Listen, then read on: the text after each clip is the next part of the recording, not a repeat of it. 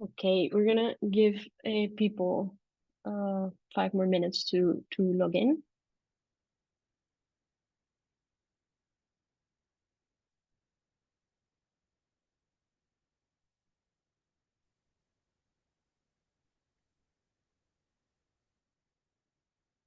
One quick question on there. All the participants should do this or only the speakers? So participants can do this if they want their translation, if they want translated subtitles. I think the most important is that the panelists have it. But yeah, everyone can do this. Okay, perfect. And just a reminder, two of our speakers are going to do their presentation in Spanish and one's going to give it in English.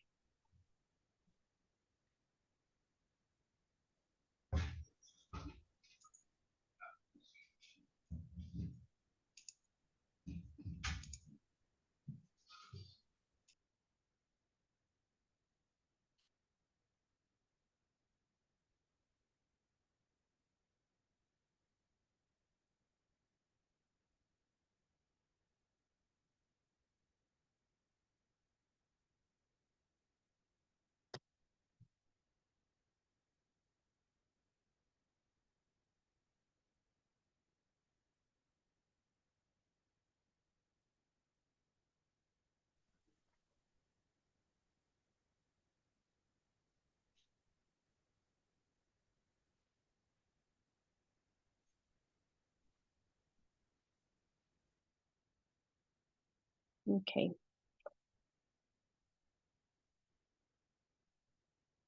I think we can start. We can get started.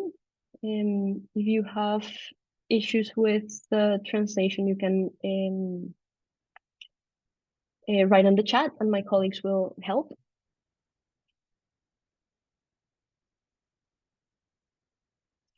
We also have a translator with us and they will be translating from Spanish to English. If you want this option, this is live audio translation. You should go to the options, and there's an option called interpretation. On interpretation, you can choose whether you want to listen in, and you choose that you listen in English or in Spanish, and Zoom will direct you to the correct audio channel. Again, if you have issues with this, just click on the chat, send a message, and my colleagues will help you.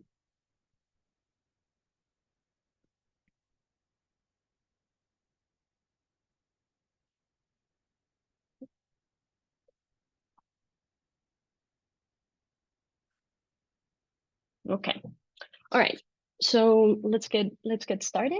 Let me give you a little bit of context of why we're here. So Crisis Ready was set up during the COVID pandemic as an effort to create frameworks and networks of data analytic pipelines to help policymakers make decisions. And at the core of this effort are data sharing agreements. And what we found working in Latin America specifically is that creating data sharing agreements and systematizing these agreements is quite difficult. Okay, so what we've done is bring together three panelists that will help us think about these difficulties. I will introduce them better as they start their presentations. But they're Dr. Takahiro Yabe, Manuel Riaño, and María Isabel Mejía. I'm going to give Dr. Takahiro the word while I introduce him a little. He is an assistant professor at the Department of Technology and Management and Innovation at NYU and the Center for Urban Science and Progress. His research focuses on computational social science and network science approaches to model the resilience to disaster. And he has developed methodologies to analyze data. And honestly, when I was looking to put this webinar together and I was looking at case studies of projects that are using this kind of data for emergency management, using mobility data for emergency management, his name just comes up a lot. He's been working with Crisis Ready for a little while, and it's great to have him. So if you can just take it away, Taka, that would be wonderful. Thank you. Perfect. Thank you, Andrea. And thank you for the kind introduction. Yes, I've been working on mobility data for a while. So hopefully some of the things I'll share today are of interest to all of you today. So as Andrea kindly introduced, I'm Taka, and I'll be talking a little bit about our efforts in using mobile phone location data or mobility data for disaster response and recovery efforts. So let me get started. Just to give a quick self-introduction, I am originally from Japan. So as you can imagine, we have a lot of disasters. We have earthquakes, typhoons, floods, and they happen all around the year. And so I started my interests in trying to understand or try to model evacuation patterns using social media and mobility data from my bachelor's and master's. I did my PhD at Purdue, looking more into the longitudinal recovery of communities after these disaster events. And then during my PhD at Purdue, I was also a data science consultant at the GFDR, so Global Facility for Disaster Reduction and Recovery at the World Bank. And there, I'll talk a little bit more about it later. But our mission was to develop data and code pipelines so that data scientists within the World Bank and beyond are able to analyze this type of new data sets for disaster resilience purposes. And then after that, I started my postdoc at the MIT Media Lab, where we were developing models to understand the resilience of businesses using mobility data to various behavioral changes, not just natural hazards or natural disasters. And then right now, I'm currently at NYU, New York University, as an assistant professor. So that's kind of where I'm, where my journey has come through. Just a quick word about our fantastic lab members. We are a new lab that started in January this year, but we are a group of 2 PhD students, 3 master students, 2 undergrad students, and 4 postdocs. We're working on various projects, and we're all passionate about cities, resilience, and networks in general. And some of the major projects in our lab, we work mainly on using mobility data for not just disasters, but also for urban management in general as well. So one of the big pillars of our project is to try to understand how can we build better urban social networks or social capital that can prepare us better for disaster events, right? So, and one of the projects that we're working on is with New York City Parks, trying to understand how can we create attractive public spaces. Another project that's a bit closer to disaster resilience is trying to understand the resilience of economic systems. So if you think about your local neighborhood and all the businesses that are around, how can we prepare them better for unforeseen events such as COVID-19 or natural disasters, flooding, things like that. And the final pillar is, of course, trying to stimulate human mobility in especially unprecedented disaster events. So we're building AI systems and AI models that can simulate mobility patterns.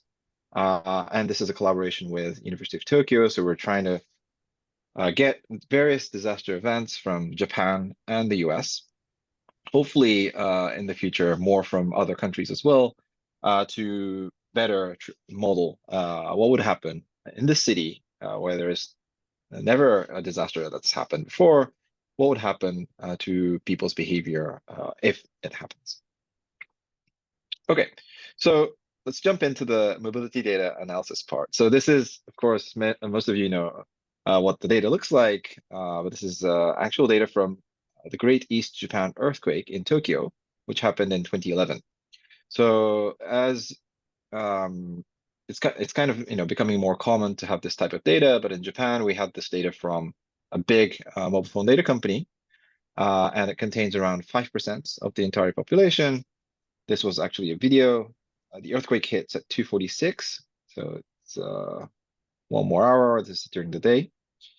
Now you can see the people stopping because of the earthquake and the transportation system stopping, and people are kind of gradually dispersing from the city center to where they are living usually.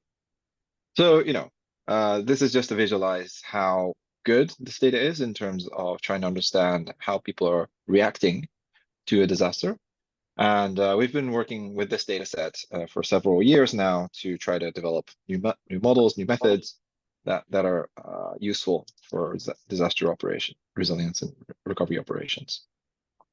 So I want to pick up on a case. One request from Andrea was to kind of focus on one case study. And so I picked the Kumamoto earthquake, which was a huge earthquake back in April 14 and 16, in 2016. Sorry, I forgot the year there. But it was a magnitude 7.0. As you can see, the beautiful castle, the Kumamoto castle, was half destroyed. And there was a lot of buildings that crashed because of this earthquake. And there was a lot of deaths and injuries. And it was perhaps one of the biggest earthquakes that happened in Japan after the Great East Japan earthquake in 2011. So one of the issues in this earthquake was, by the way, I was a master's student back then. So I was kind of working with mobility data day and night. And this earthquake happened. And I was obviously kind of looking for ways to contribute to this disaster resilience or disaster recovery and response operations. And one of the issues that was very widely disseminated was many people evacuated to kind of places that were not designated as proper evacuation shelter locations. So if you kind of imagine your own day-to-day life, when a disaster just happens instantaneously, you're kind of looking for where to evacuate to. And usually you're not very aware of the actual evacuation maps or shelter maps. So you tend to go to places that are more familiar, you feel safe, and you know well. And so many people actually went to places like parking lots of shopping malls. And you can see here 2 pictures. This is in a shopping mall parking lot. This is one as well. And this caused many issues, as you can imagine. There was a lot of difficulty in supply allocation planning. So the government officials didn't know where people were going. And also because people were staying in cars, in their vehicles, many of them had health issues and economy class syndrome. I don't know if this is in English, but it's a situation where you're just sitting still for very long hours and you have problems in your blood circulation. So there was a lot of issues around this time trying to detect where people are evacuating to. And so I was young back then. I spent a couple of nights wrangling with this data. And we were able to put together a I wouldn't say real time, but near real time mapping of evacuation hotspots. So this was a joint effort with Yahoo Japan, who I already had a lot of collaborations with, which I'll talk about later. And this was a 3-day turnaround. So at the end of the 3rd day, we were able to provide this map. So you can see here, orange, we tried to make it simple. So orange was, if you know, bit of statistics, it's z-score of larger than 2 compared to the normal population distribution, and red is a z-score of larger than 3. And this, sorry, it's in Japanese. It says Grand Messe Kumamoto, which is one of the biggest convention halls in Kumamoto City. So you can see a lot of people went to this convention center, even though it wasn't really designated as a shelter. So we provided this map to the Kumamoto city, and it was kind of picked up by the Japanese government later. So this is kind of a snapshot of their report, post-disaster report. And they kind of labeled this as essential infrastructure that can be used and automatically kind of generated after any kind of event. And right now, Yahoo Japan has implemented this, and it's become kind of a routine thing to just generate this map whenever there's an earthquake or a significant disaster. So this was one of my kind of early experiences in maybe not fully solving the issue, but contributing to some of the disaster response efforts. Looking back at this case study, I see many things that went well or was kind of a perfectly set up for this to work. So if you're thinking about the pre-disaster conditions of this collaboration between the University of Tokyo and Yahoo Japan, where I was before, we already had a long-term consistent collaboration on common research questions. So we already had a joint research agreement.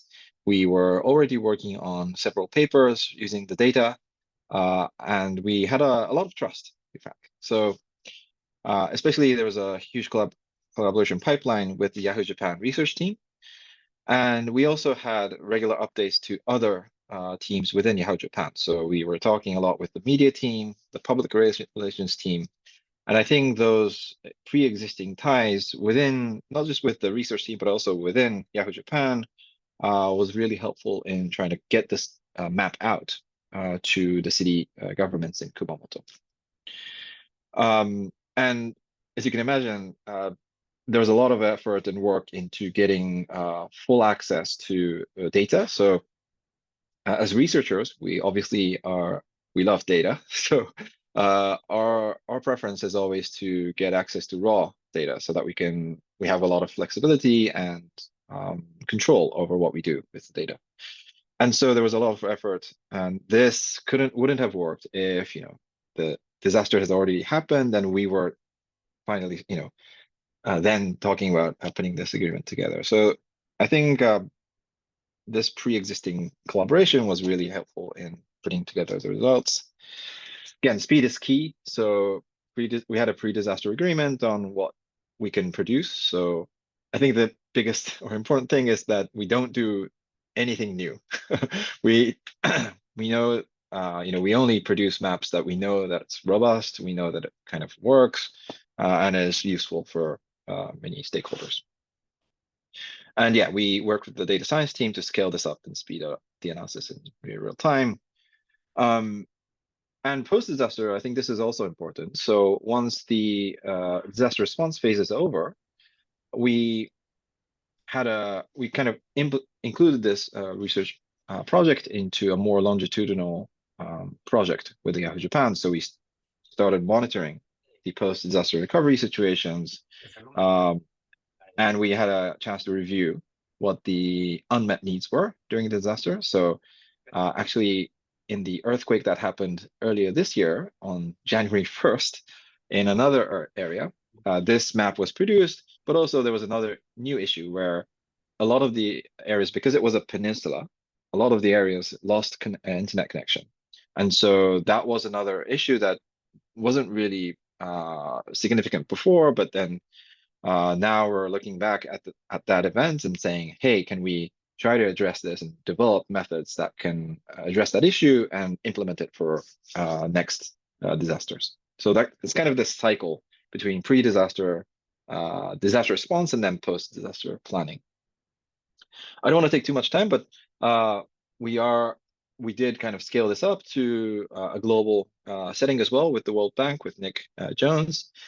So we did a lot of projects in, like, for example, cyclone impacts in transportation in India, long-term displacement analysis in Nepal, and business disaster impacts in Costa Rica. So we rolled out different kinds of analysis techniques and analysis methods that can be done using this mobility data.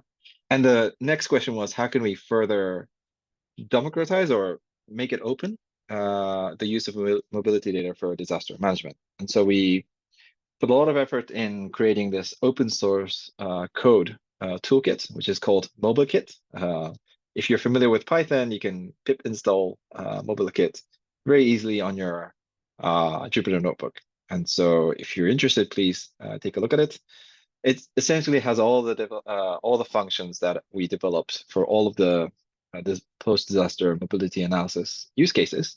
And if you're familiar with Python, if you know some data science, probably you'll be able to use this. So we put a lot of effort in making this coding toolkit during my data consultancy at the World Bank. Last slide. So right now we're kind of trying to move on towards open and synthetic human behavior data. So one of the issues that we had with current data is that most of the mobility data is quite proprietary and has a lot of privacy risks. So unless you have a really long-standing relationship and trust with the company, it's really difficult to get your hands on this data during disasters. So we've been developing methods to create synthetic and open data of people movement under different disaster scenarios. And one interesting kind of research question from the academic side is that can we use data from other previous disasters in other cities, like in Tokyo, to predict what would happen in other cities like Fukuoka or Kyoto if a disaster strikes, a similar kind of disaster strikes in the future. So that was a really quick run through of what we've been working on so far, and I hope that was interest for all of you. So thank you so much, and if you have any questions, please feel free to contact me. Thank you. Becca, thank you so much. Yes, that was great. That was very informative. We'll have some space for questions later.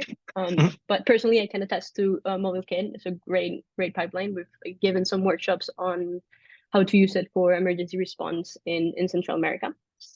Okay, and now I'm going to ask Manuel Riaño to step in. I'm also going to switch to Spanish. Just a reminder that you can enable closed captions and interpretation. Hola, buenos días para todos.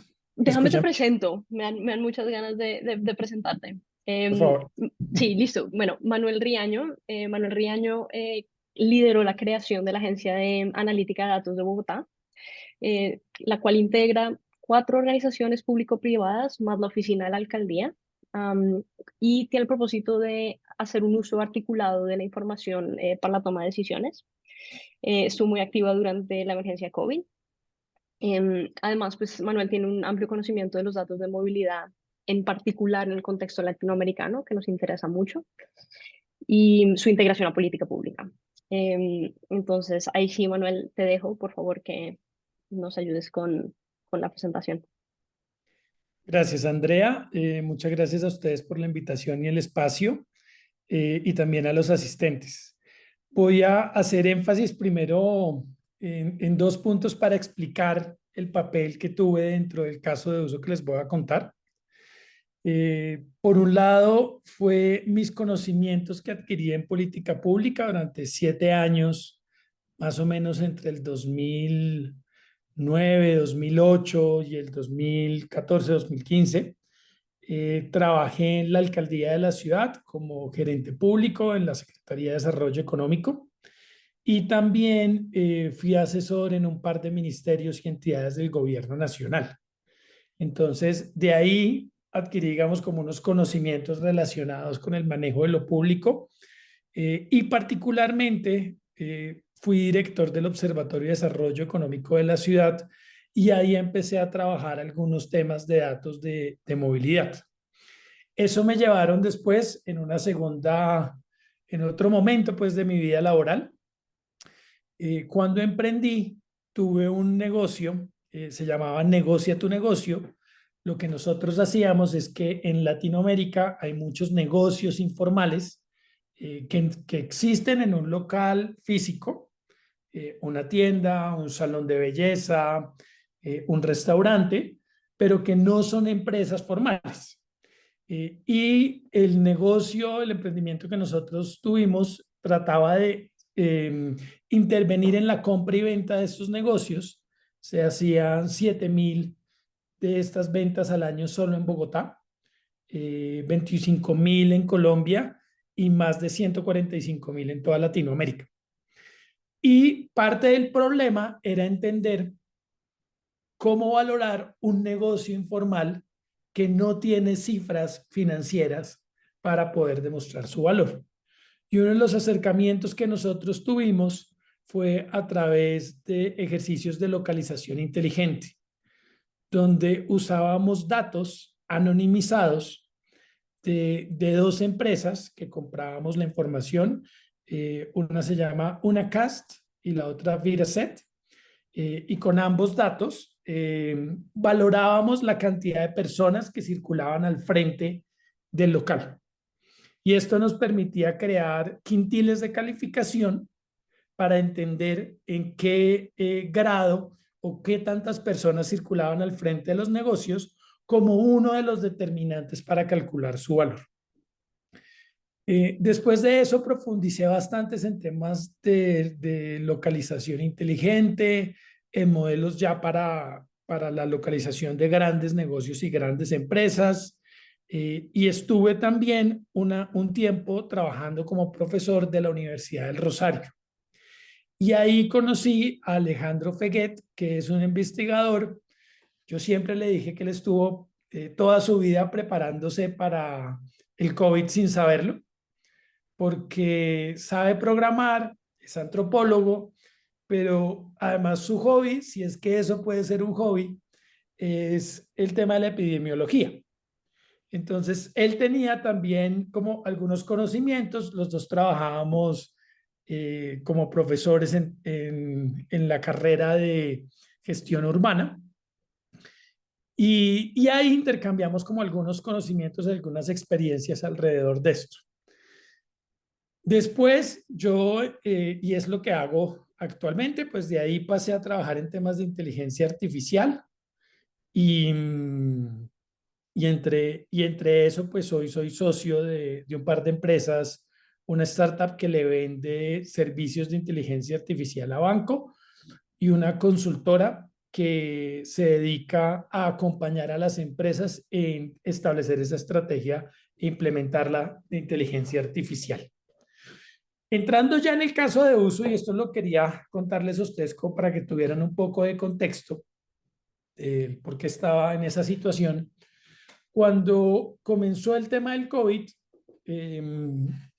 pues yo estaba en el sector privado, trabajaba en una fintech que se llamaba Cívico, donde de hecho también trabajé datos de movilidad y si me alcanza el tiempo les contaré porque eran totalmente distintos, muy como mencionaba el doctor Takahiro, aquí sí eran datos privados, donde teníamos una lógica de ir directamente al cliente para servicios a partir de su movilidad y hay que tener mucho cuidado con esa información y el manejo de ese tipo de información.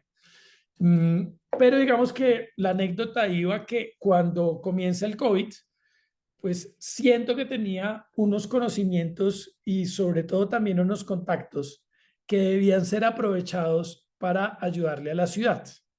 Entonces uní a estas personas, el profesor que les comenté de la Universidad del Rosario, Alejandro Feguet, uní a la firma que fue socia mía en mi emprendimiento que se llama Servinformación, que manejaba esos temas de localización inteligente.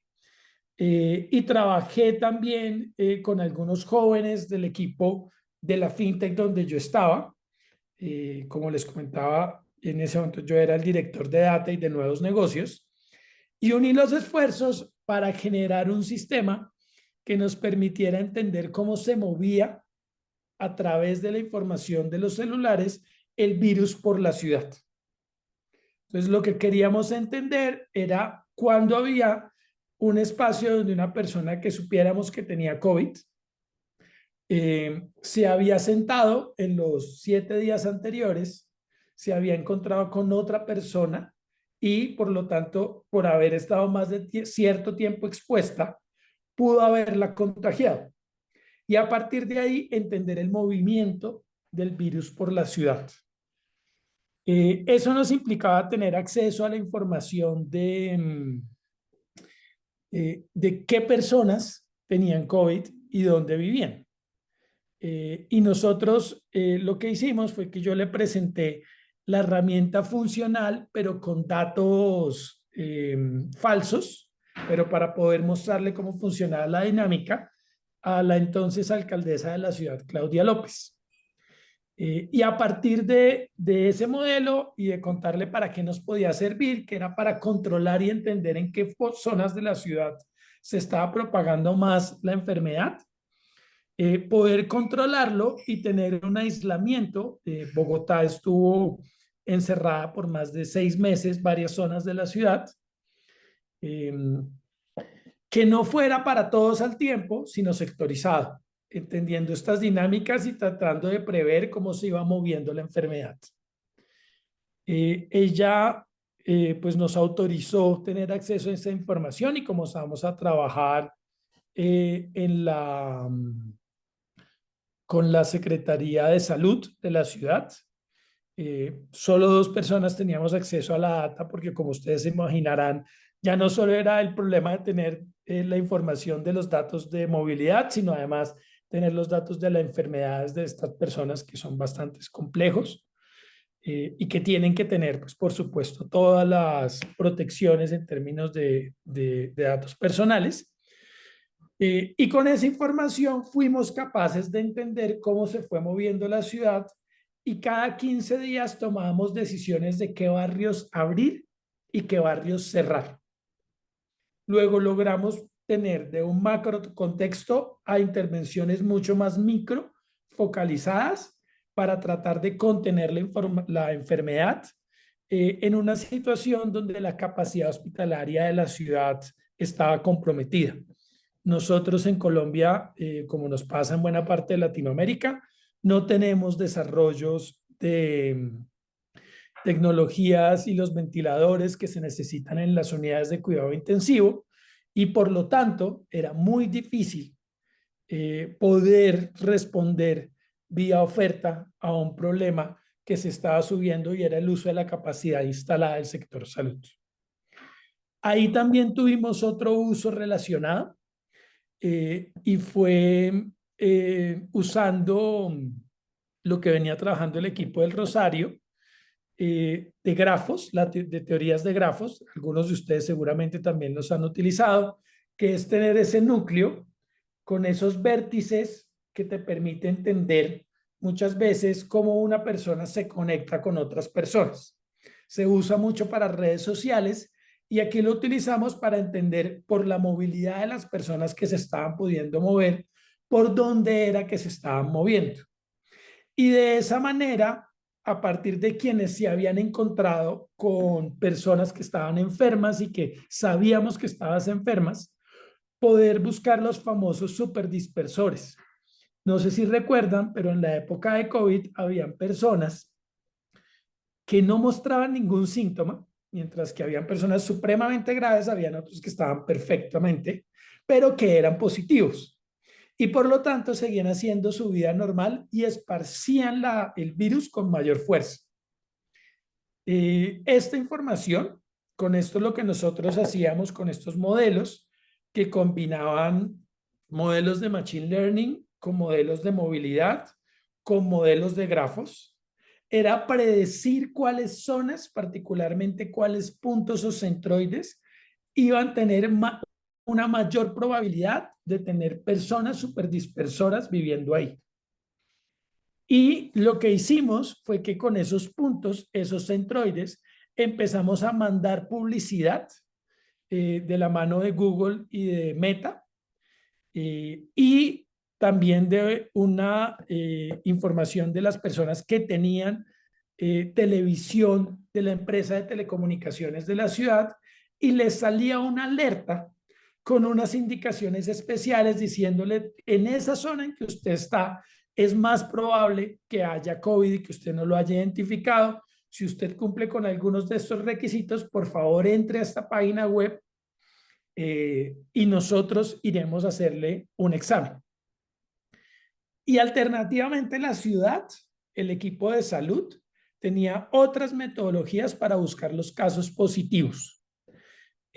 Al final del día, nuestra metodología nos estaba dando 67% más casos positivos, con muchas personas que eran superdispersores, que la que tenía la metodología tradicional de salud, que también era buena, de ubicación espacial en ciertos puntos críticos, pero que justamente no tenía, por ejemplo, esta información de movilidad tan valiosa que ayudaba a entender cómo se mueve o cómo se podía mover una enfermedad, con personas expertas en epidemiología por detrás.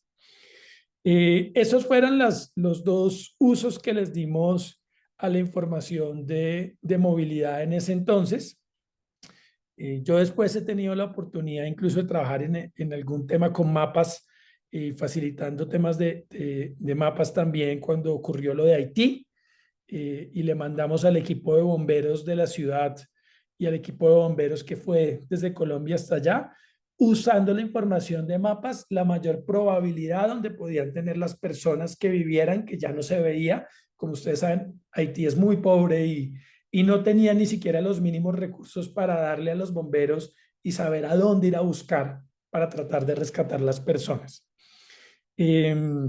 Quisiera finalizar diciendo que todo esto que nosotros le comprábamos a Unacast y a Viraset es información que viene anonimizada desde el origen, por lo tanto no teníamos cómo vincularla, pero que existían técnicas que podíamos hacer con los temas de localización y con modelos de Machine Learning para asumir que una persona era la persona. Entonces, por ejemplo, yo tenía la dirección de la casa donde vivía una persona con COVID y venía de mi registro de salud. Y miraba por dónde trabajaba esa persona y el modelo me ayudaba a ubicar quiénes podían vivir ahí de los teléfonos que yo tenía, quiénes efectivamente trabajaban en esa zona, y de esa manera, sin violar el tema de la protección de datos personales, porque nunca tuve el dato sin anonimizar, lograba suponer cuál era esa persona y dentro de todo el modelo entender el funcionamiento de la enfermedad. Súper, Manuel, muchas gracias. Es interesante porque durante COVID también se empezaron a despertar muchas de estas alarmas de qué información es ética tener de las personas. Y el doctor Takahiro ha hecho también trabajo en metodologías académicas para asegurarnos de que esta información no viole normas de privacidad. Em, y ahorita siguiendo, voy a invitar a María Isabel Mejía a que nos comparta un poco, ya desde el lado regulatorio, cómo, desde el lado regulatorio, cómo se ve el panorama de acuerdos de compartir información y datos en Latinoamérica. Em, María Isabel em, María Isabel fue viceministra de Telecomunicaciones en Colombia y ha dedicado, la verdad, su carrera a impulsar el sector de tecnologías en términos de mecanismos de fomento, de intereses de investigación en el sector. Últimamente, entre el 2019 y 2023, estuvo trabajando para el Banco de Desarrollo de América Latina y el Caribe, y actualmente es afiliada de Bergman Klein Institute Center, perdón, de la Universidad de Harvard. Entonces, dejo a María Isabel para que nos dé un panorama un poquito más general del tema regulatorio.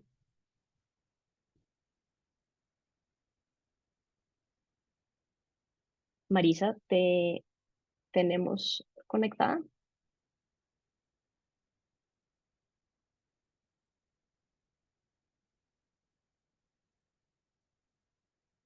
Creo que la perdimos. Un momento, voy a mandarle un mensaje a ver qué pasó. Y mientras tanto, podemos tal vez pasar a preguntas. We can switch to some questions for Dr. Takahiro Yabe and Manuel Riaño while I figure out what happened with Marisa.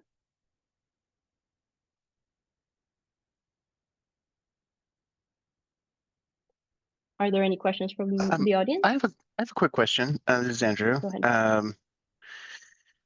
ahead. This is for Taka. I was wondering if you could explain, maybe for just the general public view, what synthetic mobility data is and how you ensure that it's reasonably accurate.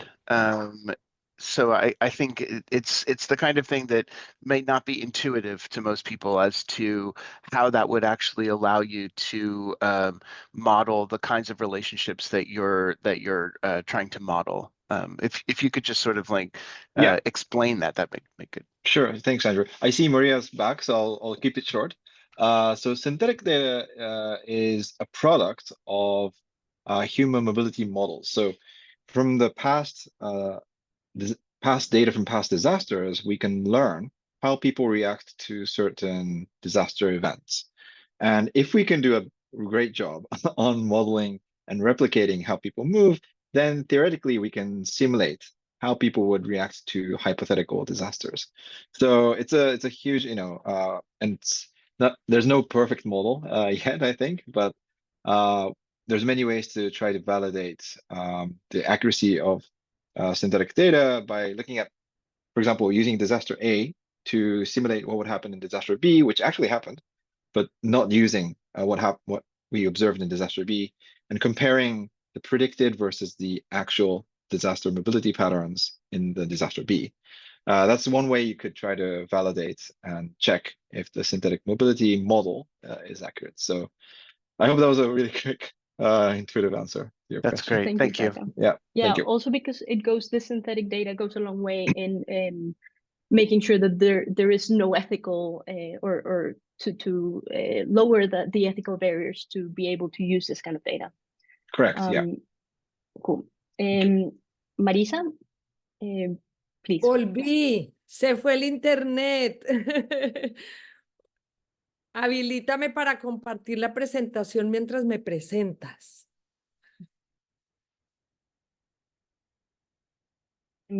Listo. Ya estás habilitada. Yo ya te presenté. Entonces estamos listos. Perfecto. Bueno, muy buenos días para todos y muchas gracias, Andreita, por invitarme a este webinar. Como me pidió Andrea, lo que yo voy a presentar es un poquito más amplio, no es como un caso concreto, sino cuáles son los principales desafíos que yo he encontrado para el intercambio de datos entre el sector público, el sector privado y la academia, específicamente en la región de América Latina y el Caribe y algo en Colombia. Esto, digamos que la mirada mía es más desde el sector público, que es donde he estado. Trabajé pues como servidora pública muchos años en Colombia y después estuve en la CAF como ejecutiva senior apoyando a los gobiernos de la región, o sea que mi mirada es como desde el sector público, cómo es compartir datos desde el sector público con el sector privado y con la academia. Y entonces voy a presentar 3 aspectos de esos principales desafíos al compartir datos en materia de regulación y políticas públicas, en materia de financiamiento y en materia de liderazgo y gobernanza. Entonces, empezando con el primer aspecto que tiene que ver con regulación y políticas públicas, entonces, lo que encuentran los funcionarios públicos en la región, pues hace ya, digamos, estoy hablando como de los últimos 20 años, es que hay normatividad que obviamente se vuelve de obligatorio cumplimiento para las entidades públicas, que a veces para los funcionarios públicos se vuelve como contradictoria. Porque por un lado surgen estas leyes de transparencia y acceso a la información, fueron como las primeras que salieron, y obligaban a las entidades públicas en sus sitios web a publicar información. Se hablaba más de información que de datos, ¿no? Y se promovía todo este tema de la transparencia, de la participación y de permitir el acceso a la información pública a los ciudadanos. Entonces era como que publique y usted está obligado y entonces después aparecen como estas normas de protección de datos personales, entonces ya se empieza a hablar más de datos y protección de esos datos que son de los ciudadanos. Y además aparece todo el tema de seguridad digital y todos estos ataques cibernéticos. Entonces ya, como que por un lado me dicen que toca publicar todo, pero por otro lado toca proteger los datos personales y toca proteger también de las amenazas cibernéticas la información que maneja la administración pública. Entonces, como que los funcionarios públicos a veces no distinguen muy bien que una cosa es una cosa y una cosa es la información pública y otros son los datos personales. Y empiezan estos problemas conceptuales, digamos, en la clasificación de los datos, porque hay datos que son públicos y son datos que el Estado tiene que publicar porque son bienes de dominio público. Los datos de las elecciones, los datos de los presupuestos del sector público, los datos, digamos, que publica el IDEAM acerca del clima. Todos hay datos que son de interés público y que hay que publicarlos. Y obviamente otra cosa son los datos personales y sobre todo los datos sensibles, pues que hay que tener toda una serie de ser responsables en la protección de esa información. Entonces hay un desafío que yo veo es como esa falta de claridad en la clasificación de los datos, como que tratan a todos los datos por igual y entonces así sea un dato público, no lo comparten porque yo tengo que proteger todo. Y viene el tema de la propiedad. Y es que las entidades públicas además se sienten dueñas de los datos, así los datos, digamos, no sean de la entidad pública, sino de los ciudadanos, por ejemplo.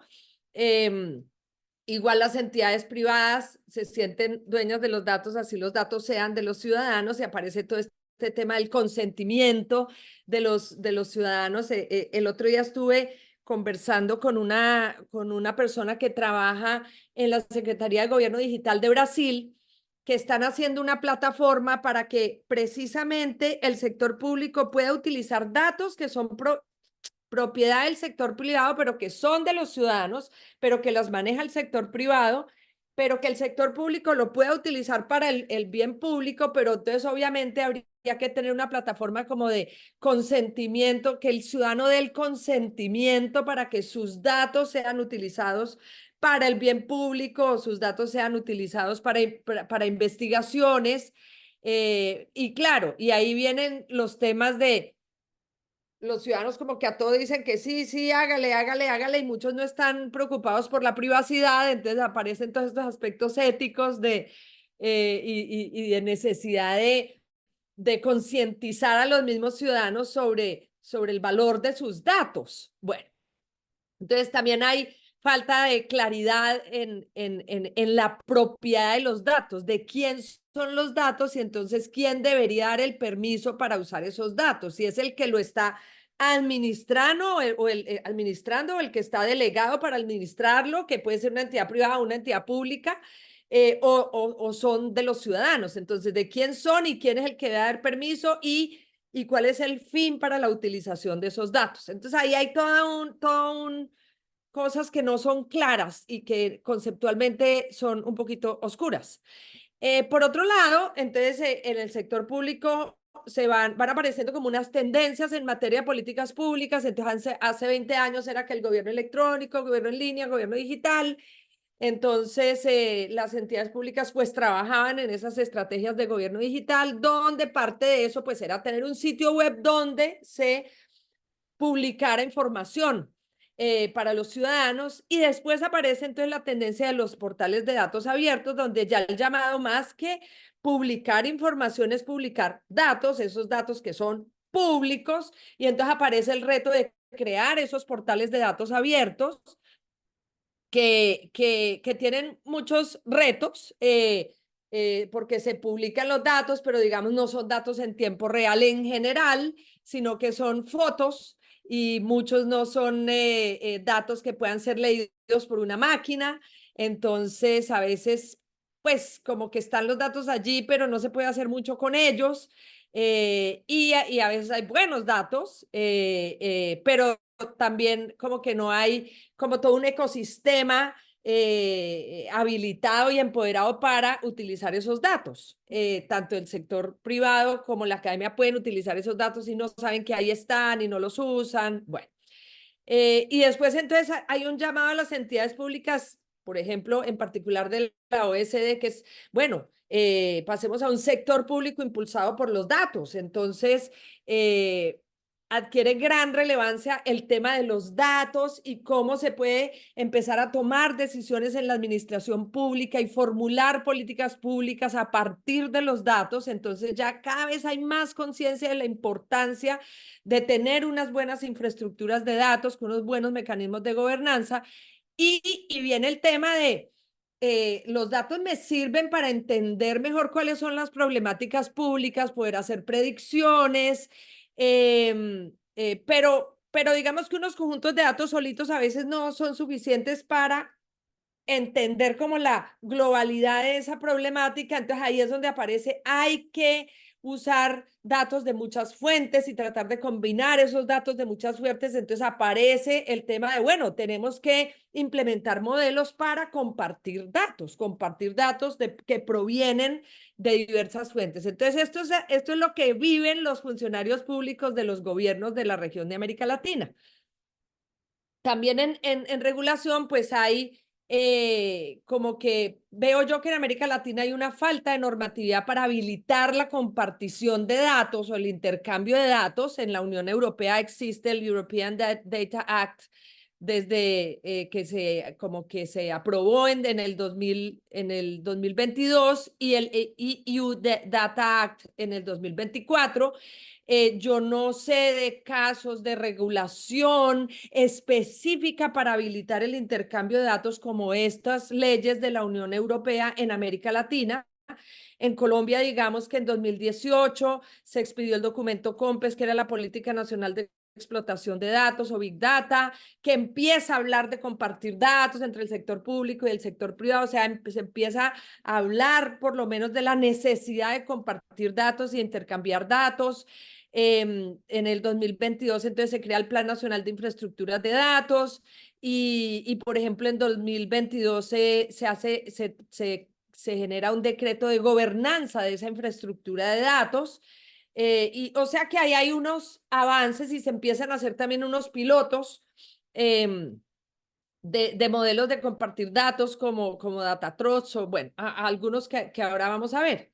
En cuanto el segundo gran grupo de retos tienen que ver con el financiamiento para pues administrar los datos y poder compartirlos. Entonces, pues hay unos costos de unas inversiones que hay que hacer para la infraestructura, para el almacenamiento, el procesamiento, las telecomunicaciones y, por ejemplo, para todos los sensores ya de Internet de las cosas y más relevancia tiene esto en el caso de desastres. Para también todas las inversiones que hay que hacer para garantizar la calidad, la seguridad, la privacidad y el hecho de ser responsable en la gestión de los datos. Hay unas inversiones que toca hacer como en unas interfaces o APIs para proveer datos en tiempo real, porque muchas veces, pues sí, hay datos, pero no son en tiempo real y digamos para este tipo de cosas que estamos hablando como gestión del riesgo, administración de desastres, pues es muy importante la información en tiempo real y vuelvo a poner el caso del IDEAM en Colombia que tiene el visor geográfico, pero no están esas interfaces, no están esas APIs. Entonces, pues eso requiere unas inversiones para desarrollar esas interfaces. Y obviamente, pues otra inversión que toca hacer es en talento, pues para crear, transformar, usar, compartir, pero sobre todo analizar y tomar decisiones basadas en datos. O sea que el talento, las inversiones en talento no es solo de los expertos o especialistas en el tema de datos, sino de los que usan los datos también y de los gerentes en las administraciones públicas.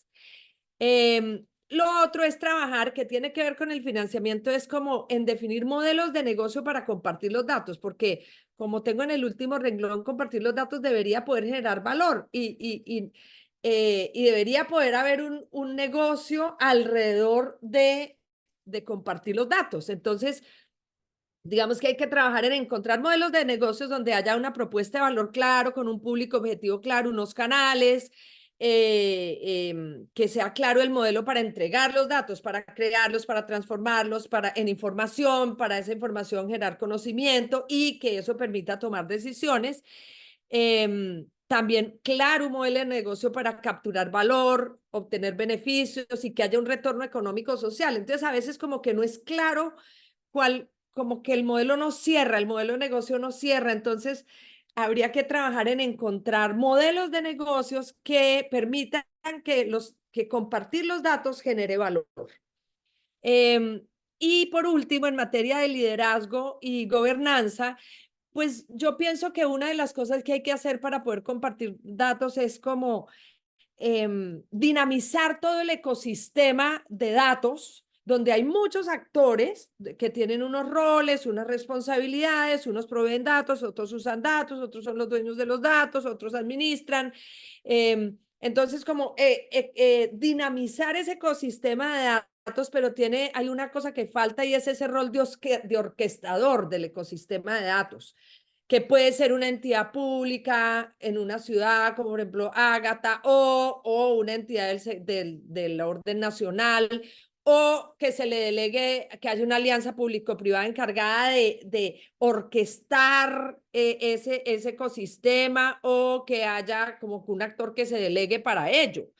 El caso es que falta ese rol del orquestador en términos generales. Lo otro es pues empezar a implementar modelos para compartir datos como los fideicomisos de datos o data trusts, los data marketplaces, los data commons o los data collaboratives, que son modelos que ya se están aplicando en otros países. Sobre todo yo conozco varios casos en el Reino Unido.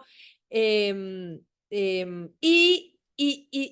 entonces digamos que lo que yo veo es que a veces hasta se hace un piloto, un prototipo, un producto mínimo viable, pero en los países de América Latina cuesta mucho trabajo pasar ya a producción y ya a escalar, replicar. Entonces como que son muchos pilotos, pero no se escala, no se hace como a gran escala y como en producción, que quede ya funcionando. Y no es que un piloto y ya, se acabó, ¿no? Y lo otro es como aprender de esos pilotos, cuáles son las lecciones que dejan esos pilotos y cómo de ahí paso a producción. Y finalmente, Marisa, discúlpame interrumpirte, necesitamos ir terminando. Ya.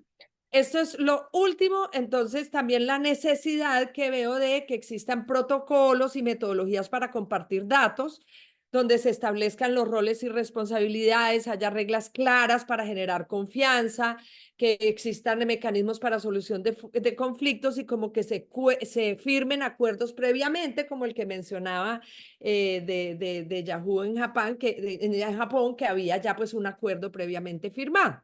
Eso es, Andrea, muchas gracias.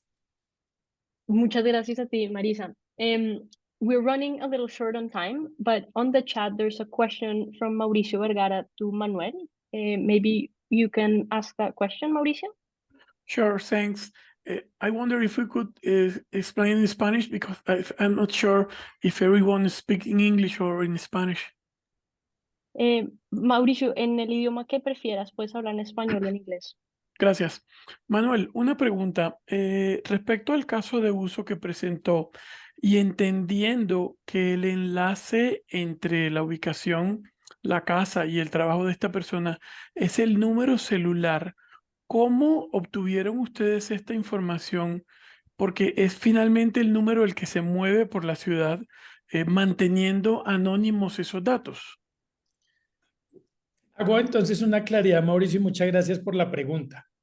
No fue a través del número de teléfono, porque el número de teléfono nunca lo tuvimos. Teníamos la referencia, los que han usado los datos de Unacasto, de Firasol, saben que trae un código único para el mundo, porque además ellos manejan la data global. Por eso este dato también es importante, porque es el mismo ejercicio para toda Latinoamérica. Entonces, ¿cómo lográbamos hacer esa vinculación? Teníamos los acuerdos de protección de datos con la Secretaría de Salud de la ciudad para poder acceder a los datos de las personas con sus direcciones. Y teníamos cómo se movían los datos de todos los celulares en la ciudad. Y usamos modelos de Machine Learning que nos llevaban a predecir quién era una persona a partir de su comportamiento y los datos de las direcciones. Ejemplo, si yo vivo en esta dirección y trabajo en esta otra dirección. Entonces el modelo asumía que las personas que pasaban más de 6 horas en una misma dirección en la noche, esa es su casa. Y nos servía para identificar los hogares. Eso tiene problemas como una persona, por ejemplo, que trabaja en servicios de seguridad, que va a vivir exactamente al revés. Pero digamos que a pesar de los sesgos era una buena medida. Y después teníamos direcciones de las personas donde trabajaban los que se habían contagiado. Entonces, a partir de esos dos links y con los modelos, podíamos entender cuál era los datos únicos de ese usuario único sin nunca acceder al teléfono. O por lo mismo que no teníamos el teléfono, era que teníamos que lanzar las campañas de publicidad por Google o por Meta.